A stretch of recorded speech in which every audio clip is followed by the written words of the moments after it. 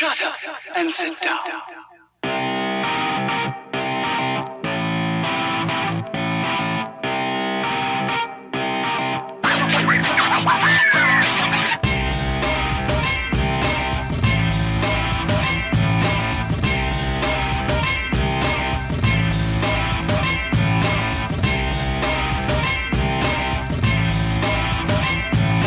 What's up, guys? Hello, everybody. Hello. So, we got the intro this week. We got it in. We got it yeah. in. So that's always good. Welcome to a new episode of the Freja MMA podcast. Episode 9. Episode 9. Moves Can quick. you believe it? Yeah. And today we're joined by a very, very special guest. This guy has been supporting us from the get-go. One of the first events and gyms that I went to, this guy just came running up to me and sticking out so well, like a sore thumb kind of thing. Yeah. This guy loves fighting. He loves MMA. He lives MMA. He's got so much energy. Ladies and gentlemen, the one and only Awat Kohzadi. Hello, Awat. We are live. Nice to be in the podcast. Really nice. I hope everything is working good now. And, Yeah, it should be all working really good. Yeah. that's great. That's great. How are you doing? Yeah, we're doing good. I was just wanted to ask, so you have this fight coming up May 4th, is that correct? Yeah, exactly. So you're in the middle of a weight cut right now, and you've even using some of your energy to come on this podcast, so we're very thankful. I just want to ask, how's that going, and are you eating breakfast, and how's the meals going, should I say? I can tell you about the meals. They are literally tasting shit because they are. It's only fish and rice, and it's like 70 grams of rice and 200 grams of fish. So imagine that only thing. You cannot eat sauce. You cannot even have citron, like a lemon on it. Yeah. So it really tastes like shit. But what you're gonna do? You must do the weight. So is that one meal, or is that like the entire day? A day entire day. And if I if I have a hard training on the day, I eat maybe some peanuts or a good fat for the body, because the body needs fat, protein, and a little bit carbs right now. And as well, today is the 7th of March, and you're not fighting it until May. So I guess the slow weight cut is better for the body as well. You're starting to get down to the weight already now, so I guess that's always an advantage. Yeah, the thing is, I'm a lot faster in 61, in 66, because the body's weight is a lot of fat. I'm a skinny little tall guy. Like that. My former body is like that. So if I have a lot of fat, I move like a mini Mike Tyson. Literally. So the thing. So now I'm trying to go down 2 kilos more than I will weigh in 35, and then the next the last 2-3 kilos I will cut just water. Yeah. Do you also water load going into the fight, the closer to it? No, man, I fucking hate water loading, because it's you must drink 8 liters water every day. And it's not good. I don't believe it's good for the body. I'd rather do sauna 1 hour in the morning, then I'm ready to fight and do the water loading, because when you do water loading, you're fucking up your hormones. You drink a lot of water, then you make your body believe it must pee all the time when it doesn't need to pee. Not what I mean. So it's not good, because it can affect your mental too. So you have your weight cutting scenario ready. You have your plan already. Have you done a test run getting down to 61 kilos? I'm naturally 61. I usually before I had a fight 2 weeks ago, I believe it was in 70, not in 66, not in 61. It was in 70. And my meal plan that whole week was eating shit. I was working out. I was eating a kebab roll. I'm kidding. I was a kebab roll Then after training, I go to and eating pommes with like chicken. So like just fat and carbs, just a load of carbs. Just a bulk up kind of thing.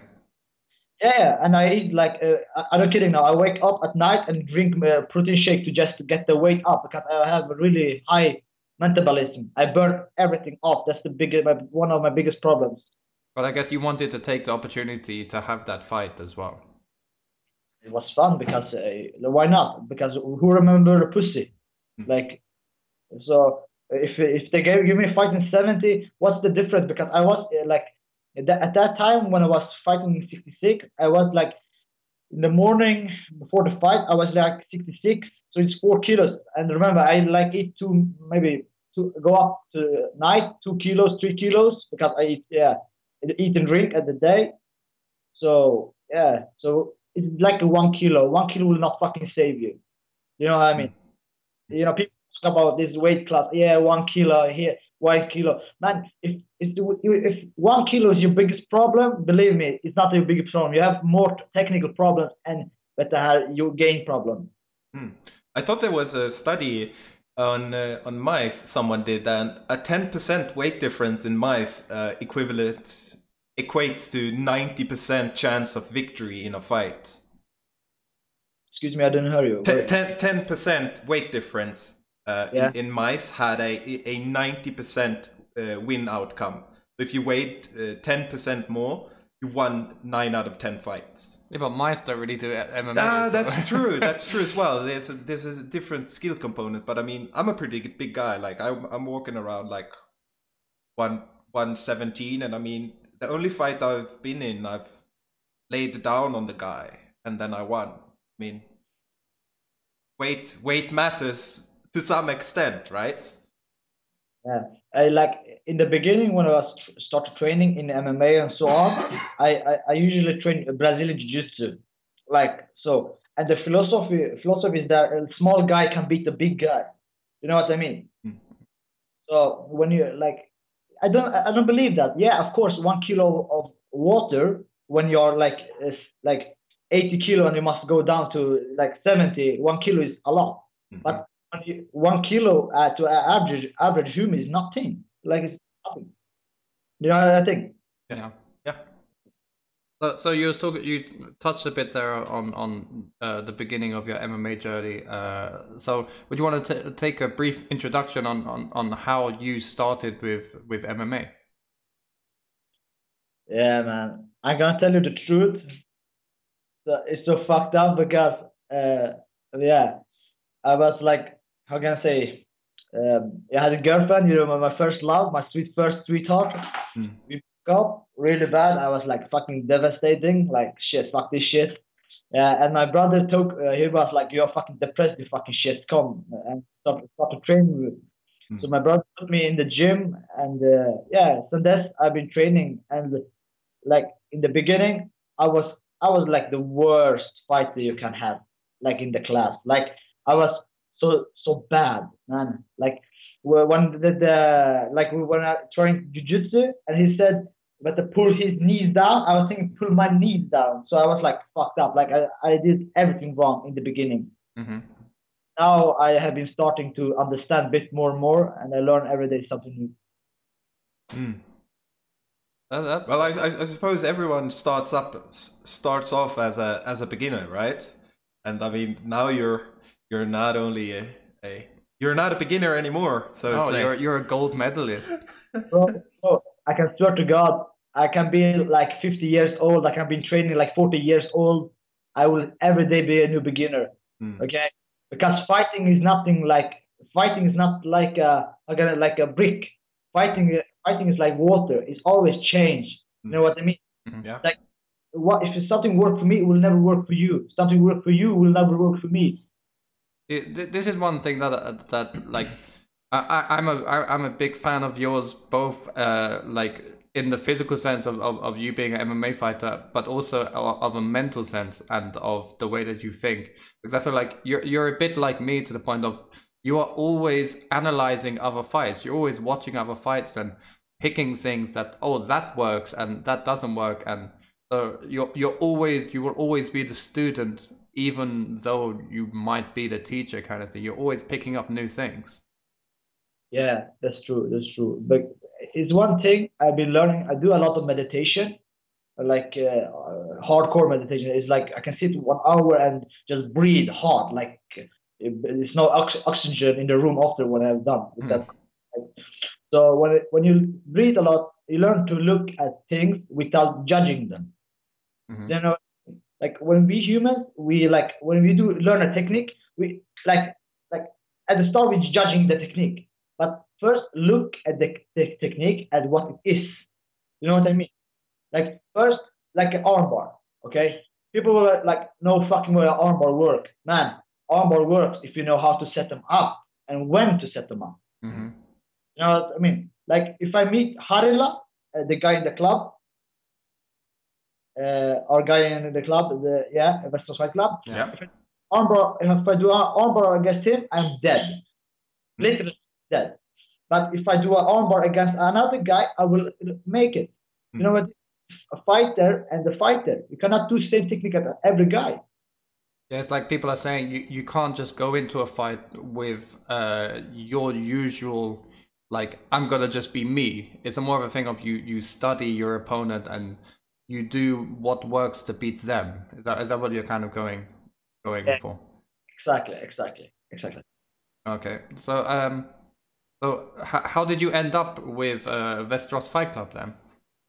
Yeah, like it's one more thing. That's why I'm this analyst. Like I'm looking after how to learn. It's because when I was in Nyköping, my old city, I always trained myself. Like I had trainer. I cannot lie. Of course, I had trainer. I had trainer in BGG and in some striking courses, but I always learned to train myself. So I was like up in the night and train myself because I always filmed. I'm doing it today. I film what I'm doing, like in sparring, and I'm analyzing it at home. What I'm doing wrong, not what I'm doing right, because it's not important. It's what you are doing wrong. So it was hard because I was literally training myself like maybe four times a week. I was like training myself. Fuck it, like I cannot be here anymore because I noticed I will not go nowhere, like in my training. So yeah, and it's so weird. I meet Jürgen in a fight in Nexus. Yeah. Next, and I was like, fuck this dude, like look at him, he has like 40 guys that are great, like all is my weight class, and they had good friendship, all these guys. And I noticed Jürgen is so like a really good coach. Would you say that Jürgen has like the same mentality as you, to the point of always improving and never being like, I've learned enough kind of thing? Yeah, I was believing I was like good before I moved to Västerås, but believe me, I'm good now. Like I was nothing compared to now. Like Jürgen, he had this fucking mindset. It's so sick. He can look at you, and he know exactly what you need to train on. Yeah. And it's up to the student to listen. Okay, like if he tell you do more head movement, train on your head movement. You know what I mean? Because if he's telling you train on your head movement, you never train on your head movement, and you get knocked out on the competitions. Bro, that's why you didn't train like your head movement. So that's the after a long time, I discussed discussion with my family and my big brother. How can I say it? So I had a discussion with my brother, and we told, okay, we must move. I cannot be here anymore. My big brother Omid, I worked whole summer just to get rent money to my apartment. Working at the fabrik, a factory, making it's just fucking hot inside there. So working like that, 3 shifts a week. And the money, then I moved to Västerås. So that's the big. So it's a thing of to better yourself. You just put everything down and decided I need to I need to go somewhere else to advance and learn new things. Yeah, it's so fun also to hear a student confirm Jürgen's what Jürgen said, because he said, I'll tell you what to do, and then it's up to you. That's literally what he told us when we had him on. Yeah. He said, I can't. Oh, sorry. No, bro, no, excuse me. It's true, because you cannot, like, if the teacher tell you something and you do another thing, like now we notice I have some weak points on my game, so I will not go and like do condition training, because of course I will do condition training, but not a lot of condition training, because I don't need it, like the technical training. It's like that.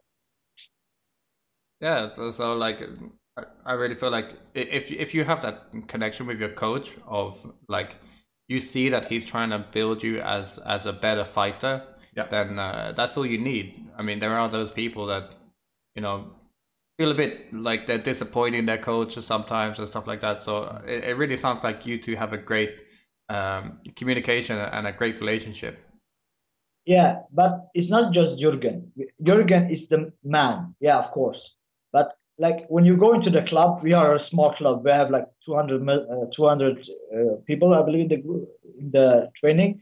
Yeah. So when we are like training, it's not him. Sometimes Harila come to me and like tell me, dude, you not need to have some more speed on some position of your fighting. After 50 minutes, Robin Roos comes in and tell me, okay, bro, you must do more low leg kicks. You know, understand? So. Yeah. Maybe small, but we are like we take care of each other. So we see something, we take care of each other. Like we have new guys in the gym, and I always tell them, put up the guard, boys. I know Conor McGregor is cool, but believe me, he don't train like that. Yeah. So put on the guard, because Yeah, like I've come over to the club a couple of times, and that's one thing that I've seen. Everyone is teaching everyone. You have people that have their specialities, like Andreas Gustafsson-Berg, who is actually fighting this weekend at Cage Warriors. So he is a amazing grappler, an amazing wrestler, and he's teaching everyone else the skills that he has learned from previous competing in that kind of stuff. And I also see you, Awat, teaching the younger generation and teaching the young classes. So you're really putting in your work there as well. Yeah, man. It's one thing I have. I learned one thing before my BJJ trainer learned. Listen to me. So if you understand something really good, you must explain it to a child, to him to understand it. Then you know you have perfect like technique. Like the understanding of it. Yeah, that's a concept I am familiar with as well. That a good teacher knows his craft, and that's how you can make sure you can find gaps in your own craft as well. Because if you can't explain it, then I don't know this. So it's a perfect trade-off there. Yeah. Yep. Exactly. And yeah. So what can we expect from you come May 4th? Baby, let's make it rumble. Yeah. A kick-ass introduction and a kick-ass fight. Yeah. Yeah, no, I believe he's good, because you know I know what people when I want to meet someone, I know what they're doing right or wrong. I believe he's good, but I don't believe he's better than me. Never fucking way he's better than me. Okay. Have you two fought before? Yeah, once. Yeah. How did it go? Okay, yeah, fuck it. Yeah, I was like, we were 2 rounds. He was literally beating the shit out of me, like fuck it. Like he was not standing up with me. I don't know why he didn't want to stand with me. He just want to hug me and put it safe and think of what he's gonna eat later. I don't fucking know why. Yeah. So I was sending jabs. He was taking me down. I was like, bro, in love with my legs. You just want to hug my legs. Yeah, I was sweeping him and always get on the mount. Like I was on the mount 2 times, and the judges take us up because he was like living on the prayers. Yeah. So yeah, but I noticed he have good wrestling, but he don't have any jiu-jitsu. So I do, but I had, so he take me down. First, I had really like a choke. No, guillotine. Okay. And I did do some crazy shit. Like I was fuck it. I don't know what I'm doing, but I'm just doing it. My body told me do it. Like I don't remember even doing it. So I do a translation from the guillotine to triangle. Triangle. Yeah. Yeah, and it was so deep, so I was just chuk, and he was tapping on that spot. Yeah, there is always those kind of people that they know how to get you down, but once you're down on the ground, then it's like Jürgen says, the lay and pray kind of style of just holding people down. And I know that's not how Västerås Fight Club members work. Yeah. Jobba. Yeah. So it's great to hear that even though you're fighting against fighters that try to do that, you don't let that stand.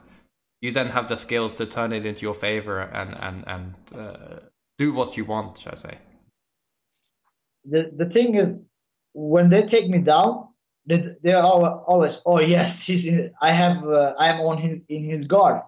But now we're coming back to this mentality work, this mental part. Like, you must think like this. No, he is in my guard. He's fucked now. I'm not fucked. You understand? Because if you think, oh shit, he have guard on me, it will be negative thoughts. It's a negative thought. You must think, okay, now he's in my world. He's in my guard. I can put on the work now. Yeah.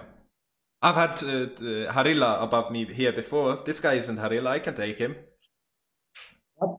You've sparred with everyone in your gym in the same situations, so I mean you're ready for it. You have the experience. I'm assuming. Yeah.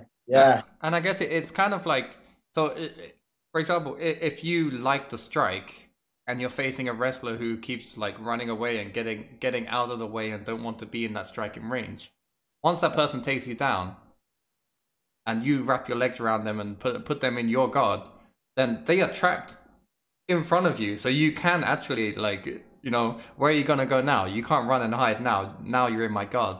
Now you're trapped. So I like that mentality that you have, kind of thing. Yeah, like I said, you cannot. Bruce Lee had this quote. It's old quote, but don't make your brain the victim. So something like that. Don't make yourself a victim. Once you're making yourself a victim, then you find excuses. Do you know what I mean? Some people say my mentality is a little bit hard, like how I'm thinking and how I'm reflecting about things. But man, you must be hard. I want to go to the top, so I cannot just sit down and chill with my life, you know. So it doesn't work. Yeah. Well, I know that you have read up on a lot of, let's say, fighting mentality books, and I remember when we first met, you was talking about the book Five Rings, was it, by the samurai? Sashi. Yeah, exactly. So I know that you have not only studied your techniques and you know, the actual physicality of fighting, but the mentality as well. Yeah. I mean that's always a good thing. Yeah, because people like they're thinking, okay, I'm just a fighter, I'm just a machine. Like I can't just fight. Bro, it's so more. Like this is deep, but a fight represents life. You know, because when life you try to put you down, you cannot give it up. Yep. Okay, so a fighter, every fighter represents life, life and death, because like Zoran in the championship, he was like fighting this dude, really great dude. I don't have an against him, so but yeah, they were fighting. Zoran was under the card. Okay, and Jürgen told the magic words to Zoran, "You must fucking knock him out." Yeah, and Zoran switched off and go knock him out. Like I believe it's 20 seconds of the round left. He knocked this dude out. It was cold. Like I was like, shit, that's fucking bad. Mm. Yeah, I guess it's a thing of Zoran felt like I need to kill or be killed now. Mm. Yeah, that's the thing. That it's truly like that. It's truly like that. Yeah, I mean, as well, every time there's a UFC card and stuff, you know, I like to watch it and pick out stuff to not only talk about, but also to think about myself in the whole thing of learning more about the sport. And after every event, I also have Awat phoning me or sending me messages saying, "Did you see this? Did you see that?" Yeah. I mean, we spoke a lot about Cody Garbrandt last weekend as well, right? Yeah. I mean, what did you think of his mentality going into that fight? I believe the first round was good. But the problem he did was he got too aggressive. But you know, you can't be aggressive. You must be aggressive, like really dangerous at every moment. You know what I mean? But you cannot be like aggressive. Excuse me, guys. That's okay. You don't know. Yep. Excuse me, it was my brother. Yeah, that's okay. That's okay. So what you're trying to say is you can't be reckless aggressive, throwing everything away to go on the attack. Yeah. Exactly, because he was like I've been see Cody. He's so great when he was meeting Dominic Cruz. He was the Matrix. It was not a part of Matrix. He was the Matrix. Mm-hmm. So when they were fighting that fight, it was really good because he was in flow state. This is the shit. Flow state is the shit. Okay, but this fight, he just want to show the other guys, I'm the best, and then made him reckless. Like what was it? 2 or 3 overhooks in his head. So what the fuck? Yeah, I've always felt like MMA is a large game about patterns. So if you start to pattern yourself and start throwing the same thing over and over again, then your opponent is just going to read it. So the thing is breaking out of the pattern and just being fluid. Exactly. That's the thing. So you touch a bit on about flow state there. Could you explain to the viewers your views on flow state and what it actually means? Yeah, this is flow state. It has 2 meaning. We're in some people they're telling flow state. What is it? It's literally what I've been reading. Maybe I'm wrong. I'm not always right on my things, but what I understand of flow state is 2 perspectives. Flow state is when time flies away or time slows away. Mm-hmm. The thing with flow state is the work cannot be too hard and the work cannot be easy. Yeah. Okay, like if you are like a boxer, if the sparring is too hard, too rough, it's the time every round will feel like 2 rounds. Like it will. But if it's too easy, it will be like it's too late. Okay, so you must get this perfect balance. Because when you get this perfect balance, and when you move, when someone's looking at you, it's like I'm gonna say it's so easy. It looks so easy. You know what I mean? Because the brain works like this. The brain don't.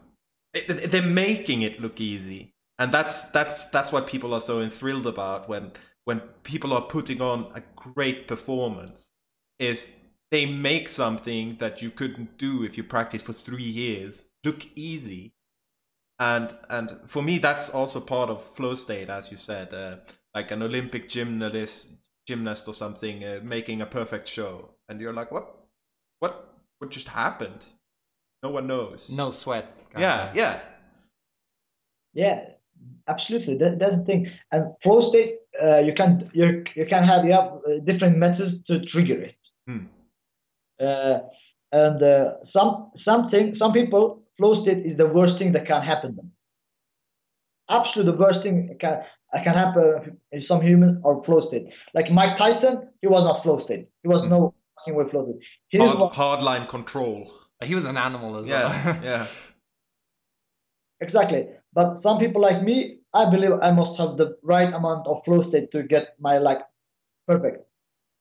And I'm not just talking about flow state, but because I'm doing it. Because I've been you can see my earliest fight. I believe it was my 2nd fight in my MMA career. And I was getting the mic and I was like, fucked up. I was in flow state, and the people was like, "What the fuck is this dude talking?" I didn't understand the shit. Yeah, man. But I'll say that's one thing that you're famous for as well is your after fight speeches, because you do have so much energy all the time. I mean, where do you gather all this energy and inspiration from, shall I ask? It's hard to explain it. That literally the only thing doing is living for the training. Okay, I leave all my family, everything and so on, just to train. Okay, and I cannot, like, when you are in camp, like training camp or for fights, like this whole year I will just compete like an idiot. Okay, so you cannot make this place dark. Okay, it's already dark. Okay, you wake up at 8 in the morning to go to the gym and do weight lift, and you go at the night and at night to the gym again to train like condition, technique, and so on. So thinking the mental, if you think, okay, it's hard, I hate it, it will get the negative input on you. Okay? Enjoy it. Okay, enjoy it, because when you see the struggle, like every second of the struggle, you know, the last round in the round when you don't have any air in your lungs, enjoy it like it was the fight, and you have the whole crowd behind you and shouting your name. Imagine you had that make you motivated to train harder. Yeah, and I guess it's working back for you, because the performance that you're making as well is the fans and the crowd is getting behind you because they see the work that you're putting into it. Yeah, I believe. I'm not like the other guys that like telling something and then they'll back it off. I believe 100% I will come to the UFC. I will be in the UFC. I will represent Sweden in the UFC. Because I don't believe like that. I know. That's the thing. I know I will. But when you have belief, you have doubts. I don't have any doubt. I believe in myself. I have the greatest coaches. I have the greatest nutritionists. Okay, I'm young. Okay, I believe I'll achieve this. Yeah, there's no reason not to. Like, why would you set your? This is also like a common thing. People who don't aim high will never reach high. So, like, you have to aim high, just as you are. From what I know, UFC is the spot to be. Like, that's the top place in fighting. Exactly. Yeah. Exactly. Yeah, I mean, I feel like you're already, like, I mean, you have been competing in MMA Class B, which I would say in a global percentage is not very high, but already you have such a massive fan base. Already you have so many followers and so many people watching you, to the point of there must be something special about you, to the point of you know, you have this surrounding, you have this aura about you that's already there, and you're not even the highest level of amateur, let alone a professional fighter as well. The thing is,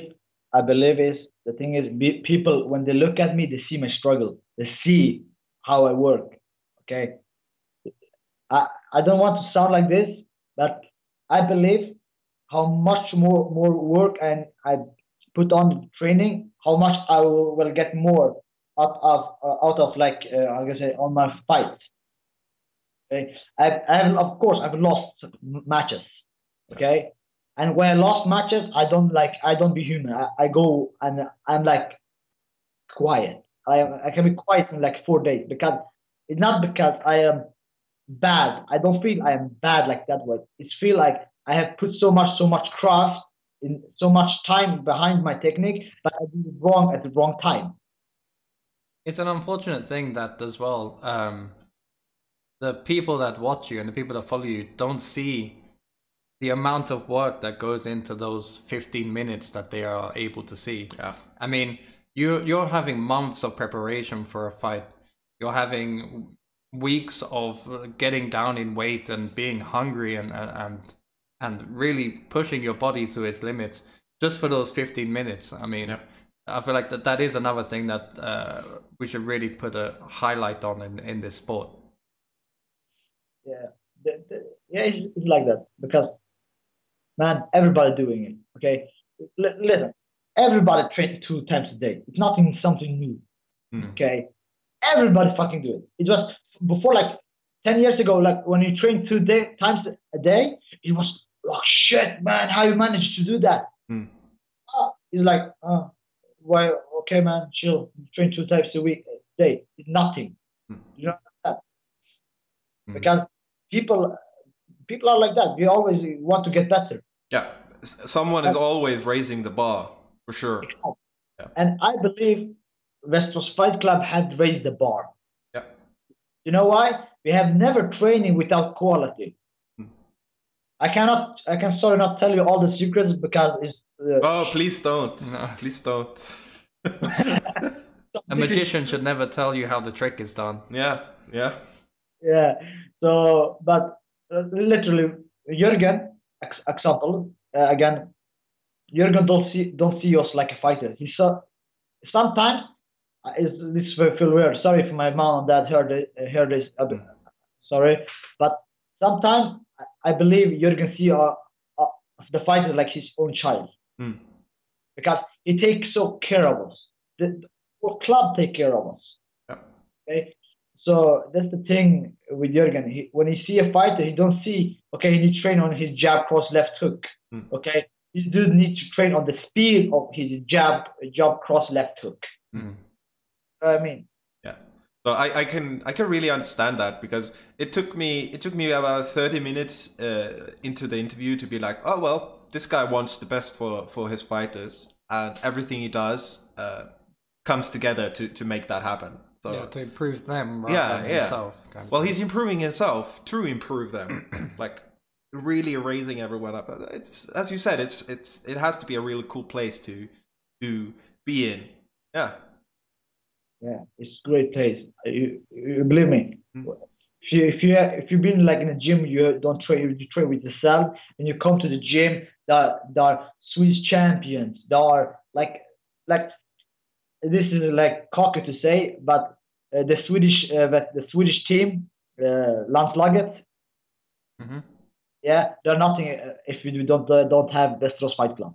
Like we have always fighters from Västerås Fight Club in the championship. I don't remember when we didn't have it. Yeah. Okay. So that's the thing. And it's good because for the fighter, before they go to pro, they meet already the best guy of the best guys, like in IRFA. When would we see you going pro, shall we say? When the time is right. Because that's the thing. It's no pressure. It's just when you feel ready then. Well, there's pressure, but there's no rush, I suppose. Yeah, exactly. That's true. Yeah, I don't know exactly, because I will let it go into Jürgen's hands, like in his hands, because like I'm gonna say it, he's the man behind us, like so, and yeah. So when he's telling me about this time is right, you have been like a long time in amateur, it's time to move on. But I don't believe you're gonna do amateur like 5-6 years. Or it doesn't. Excuse me. It's not good being amateur 5-6 years. 4 years enough.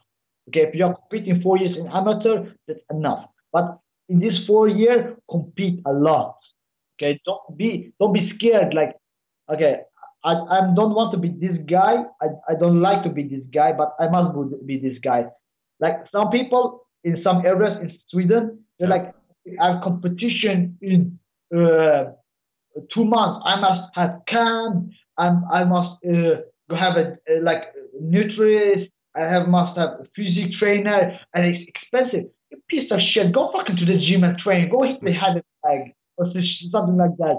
Like you don't fool yourself, man. You are still amateur. Okay, so don't need that shit. Okay, when you go. So like the Bellator fighters, like this day, they're training like regular.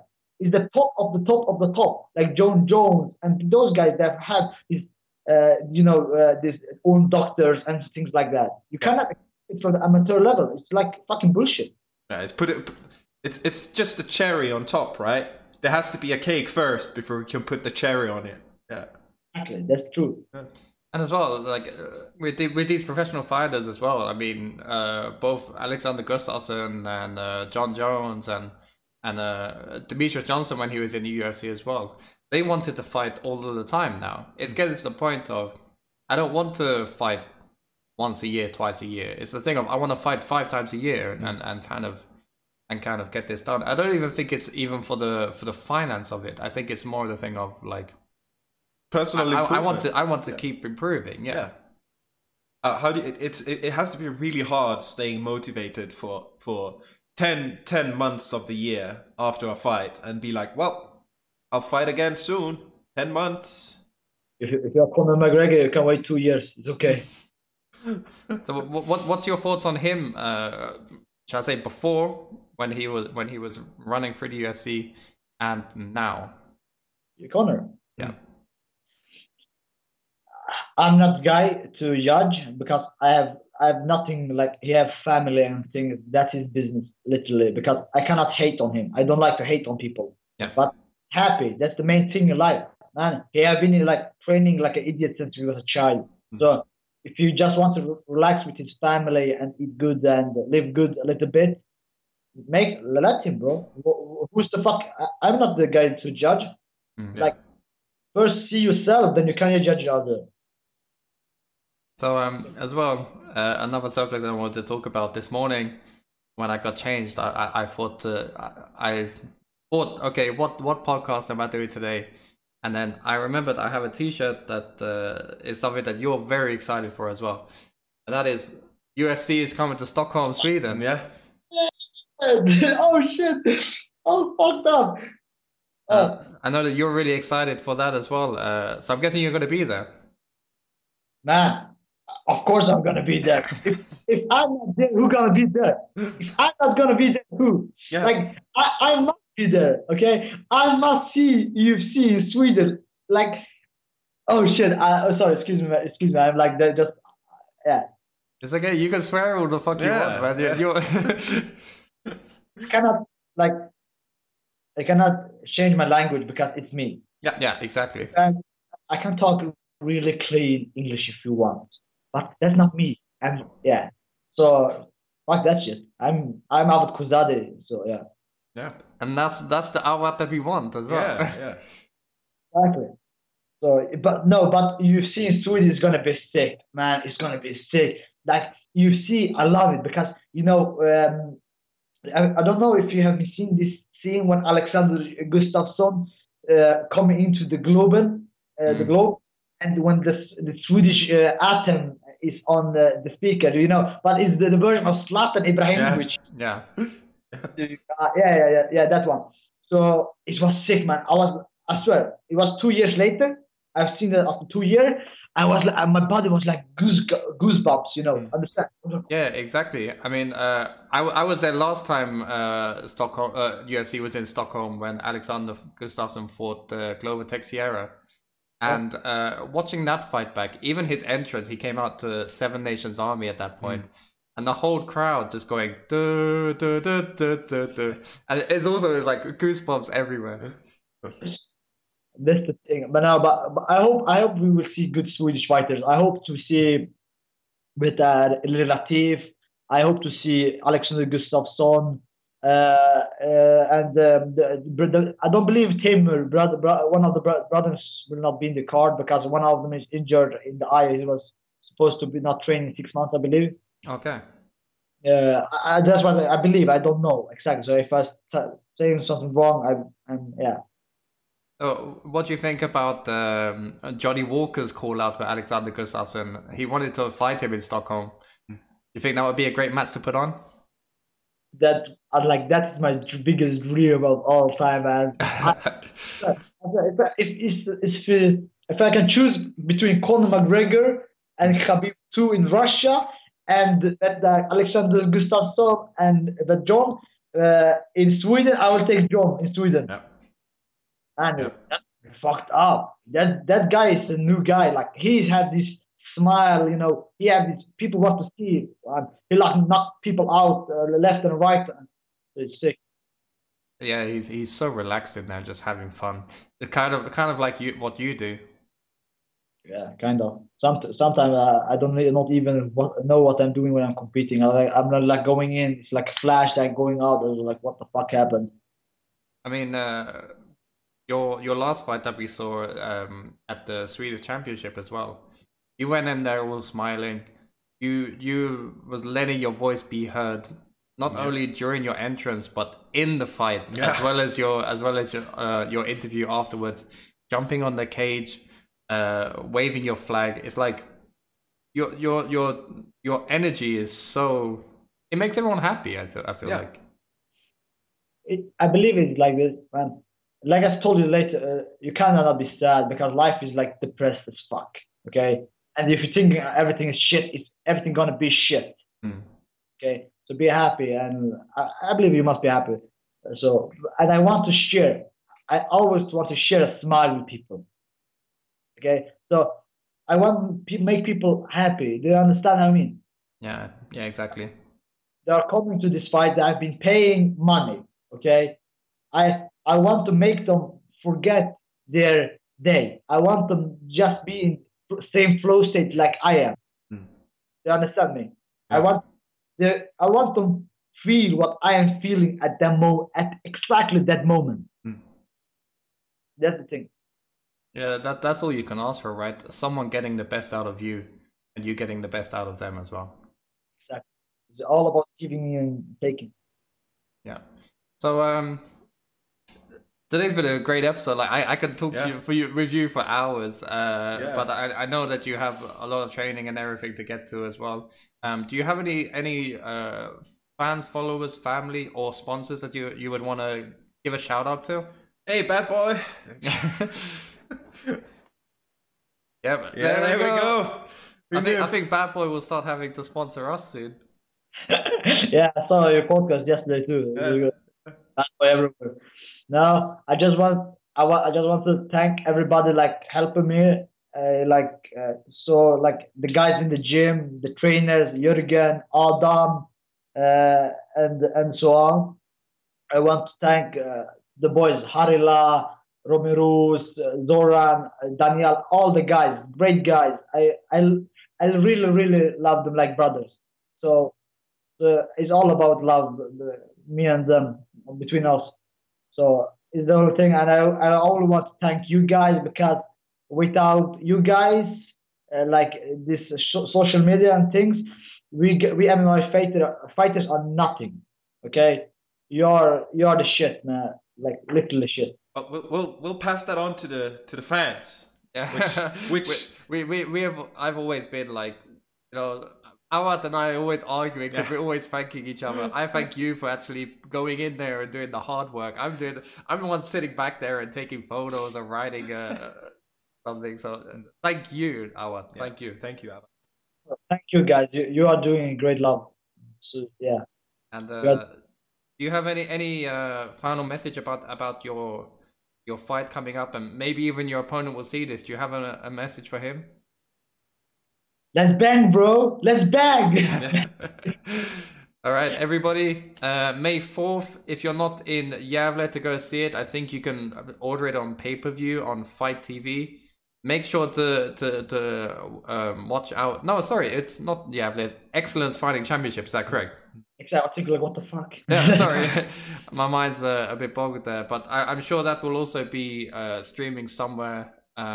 You can follow their Facebook page, Excellence Fighting Championship. Also, Awat, where can they find you?